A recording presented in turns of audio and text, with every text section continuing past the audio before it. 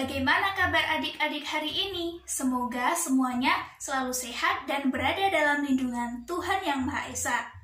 Adik-adik, perkenalkan, nama saya Rizvi Revita Yuli dari Pendidikan Biologi Universitas Jember. Pada kesempatan kali ini, kakak akan menemani kalian untuk belajar. Namun, sebelum memulai pembelajaran hari ini, marilah kita berdoa menurut agama dan kepercayaan masing-masing. Berdoa dimulai.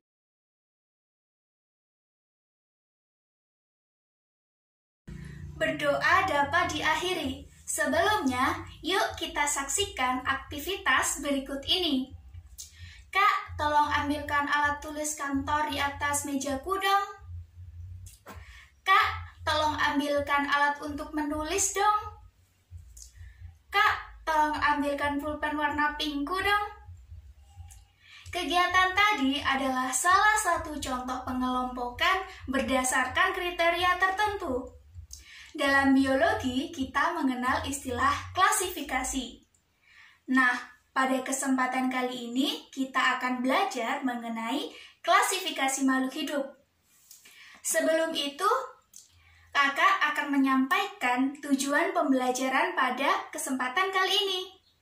Yang pertama, kalian diharapkan untuk dapat mengetahui pengertian klasifikasi makhluk hidup.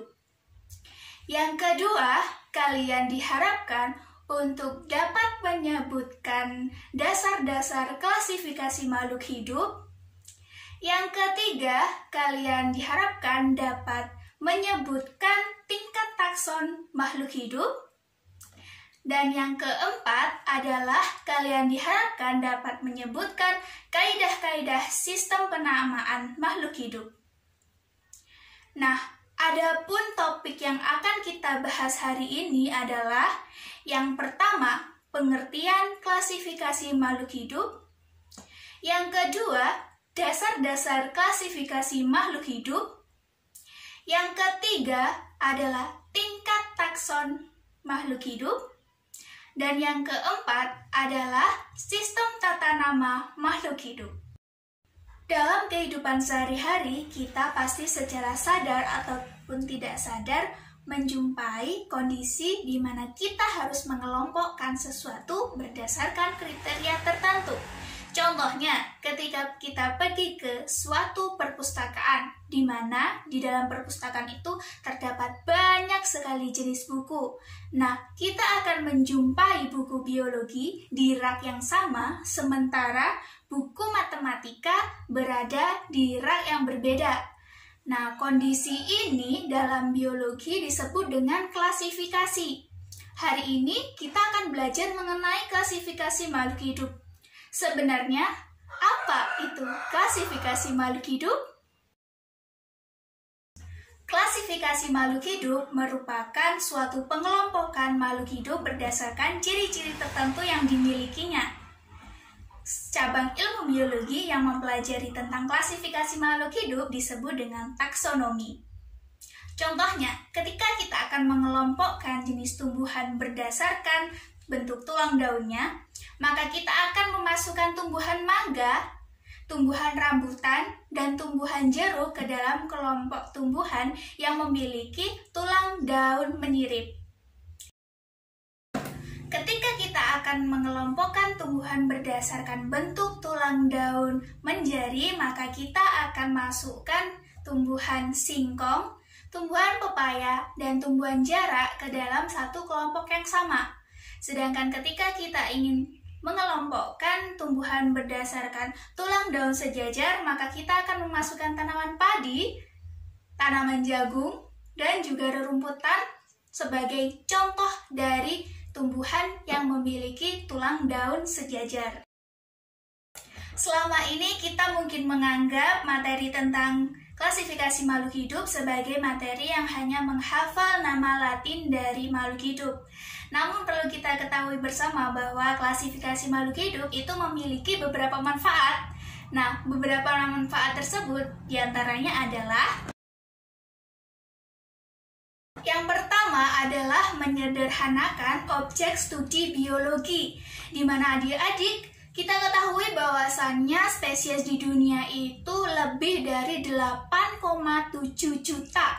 Maka untuk mempermudah kita dalam mempelajarinya, kita butuh yang namanya pengelompokan makhluk hidup.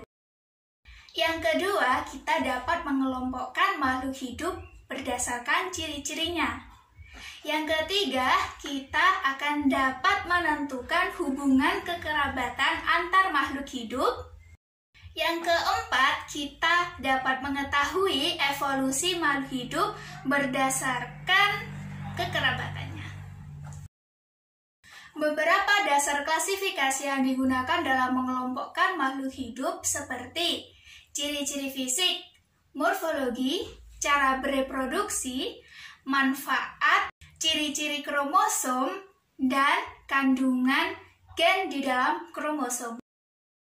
Berdasarkan dasar-dasar klasifikasi makhluk hidup tersebut, sistem klasifikasi makhluk hidup dibedakan menjadi klasifikasi sistem alamiah, klasifikasi sistem artifisial atau buatan, klasifikasi sistem filogenetik, dan klasifikasi sistem modern. Nah, nanti kita akan bahas satu persatu ya. Klasifikasi sistem alamiah adalah klasifikasi yang digunakan untuk membentuk takson-takson berdasarkan sifat alamiahnya.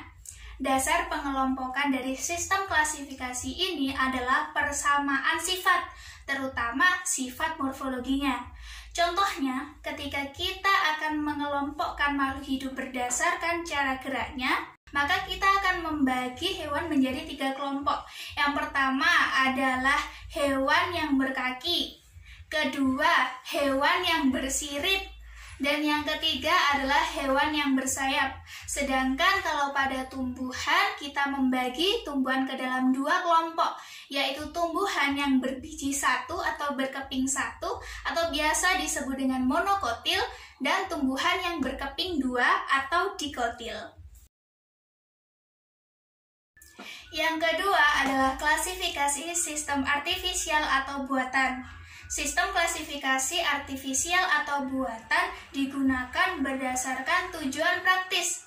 Misalnya seperti tumbuhan berdasarkan manfaatnya. Kita dapat menggolongkan menjadi tumbuhan hias, tumbuhan obat, dan juga tumbuhan sayuran. Tanaman hias seperti mawar, melati, anggrek. Tanaman obat seperti jahe, ginseng, dan kina. Yang ketiga adalah klasifikasi sistem filogenetik. Klasifikasi sistem filogenetik didasarkan atas jauh dekatnya kekerabatan antar makhluk hidup atau kelompok makhluk hidup berdasarkan ciri fisik atau morfologi, ciri-ciri anatomi, ciri-ciri etiologi, dan ciri-ciri fisiologi. Hubungan kekerabatan tersebut digambarkan dalam pohon filogenetik. Nah, coba kalian perhatikan gambar ini ya. Dari gambar ini bisa kita lihat bahwa setiap makhluk hidup itu bisa saja memiliki karakteristik yang berbeda-beda. Dari gambar ini kita akan dapat membentuk suatu pohon filogenetik di mana bisa kita ketahui jauh dekatnya hubungan kekerabatan suatu makhluk hidup dengan makhluk hidup yang lainnya. Yang keempat adalah klasifikasi sistem modern. Klasifikasi sistem modern didasarkan atas persamaan ciri-ciri gen atau kromosom serta ciri-ciri biokimia. Pada klasifikasi sistem modern ini, selain menggunakan dasar ciri-ciri morfologi, juga menggunakan perbandingan struktur molekuler dari organisme dengan organisme yang lainnya. Tingkatan takson.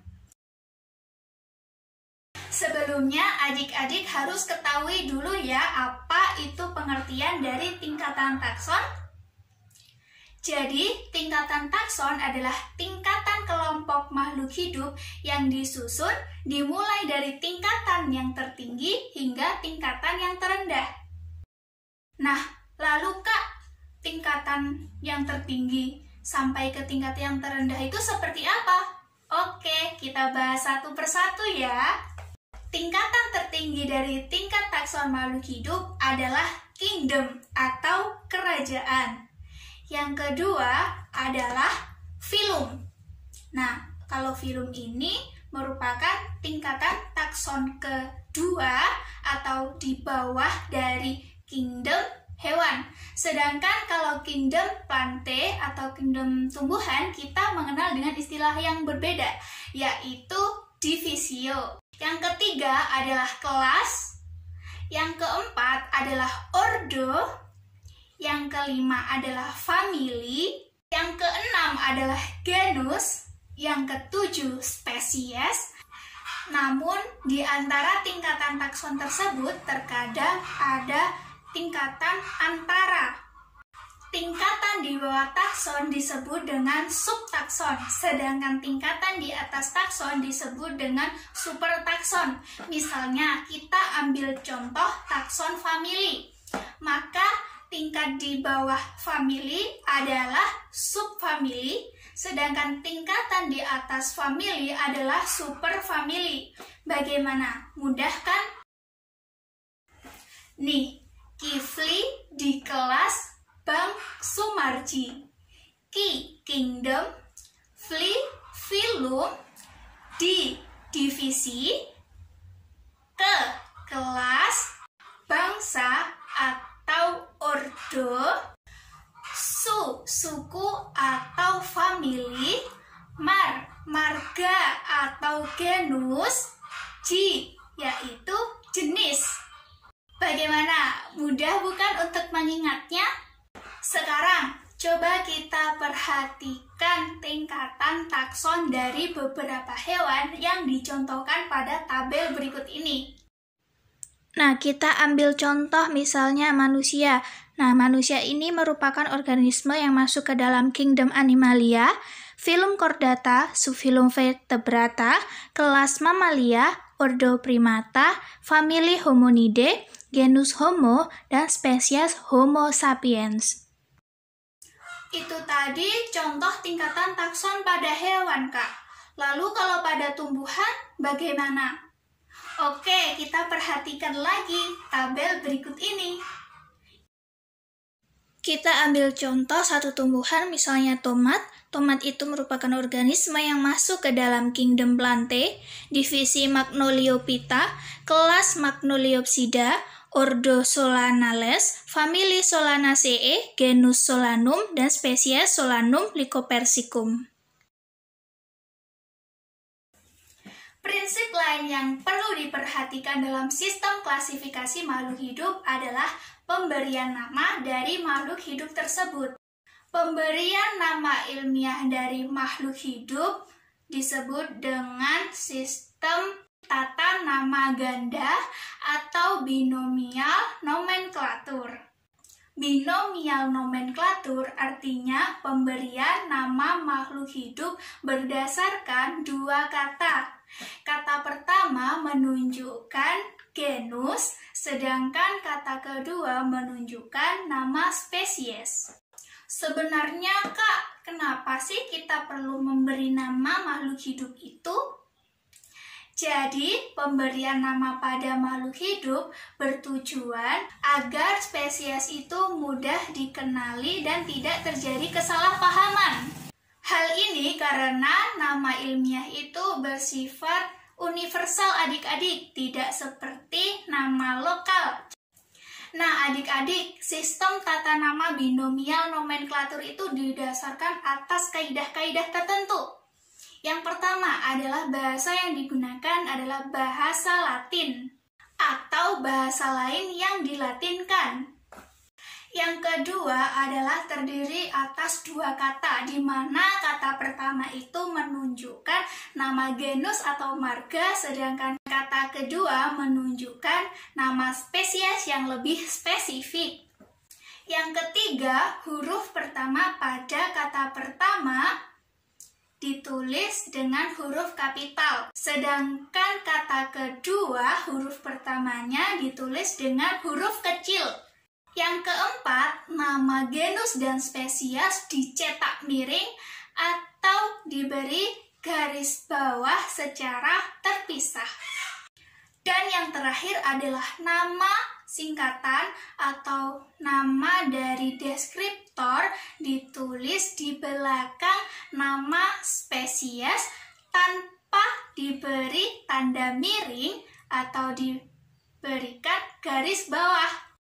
Adik-adik, yuk kita perhatikan contoh pemberian nama ilmiah di bawah ini. Picia faba L. L yang ada di belakang nama spesies ini merupakan nama deskriptornya adik-adik. Nah, gimana? Sudah paham kan? Mudah ya? Baik adik-adik, jadi kesimpulan dari pembelajaran kita hari ini yang pertama adalah klasifikasi makhluk hidup adalah sistem pengelompokan makhluk hidup berdasarkan ciri-ciri tertentu yang dimilikinya.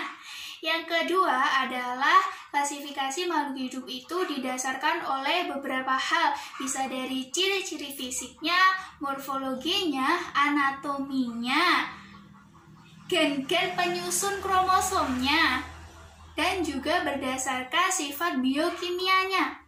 Berdasarkan dasar-dasar klasifikasi makhluk hidup tersebut, maka kita dapat membedakan sistem klasifikasi itu menjadi klasifikasi sistem alamiah, klasifikasi sistem artifisial, klasifikasi sistem filogenetik, dan yang terakhir adalah klasifikasi sistem modern.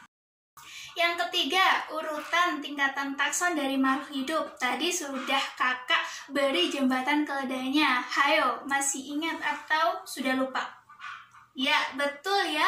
Jadi jembatan keledainya itu adalah Kifli di kelas Bang Sumarji.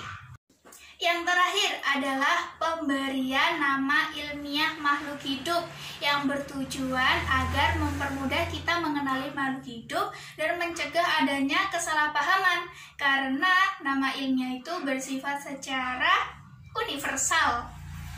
Nah, pemberian nama ilmiah pada makhluk hidup dikenal dengan binomial nomenklatur, di mana ketika kita memberikan nama ilmiah kepada suatu organisme, maka kita harus mengikuti kaidah-kaidah yang tadi sudah kita pelajari bersama ya. Oke, kakak cukupkan video kita pada hari ini. Semoga apa yang kita pelajari dapat dengan mudah dimengerti dan bermanfaat bagi adik-adik semua.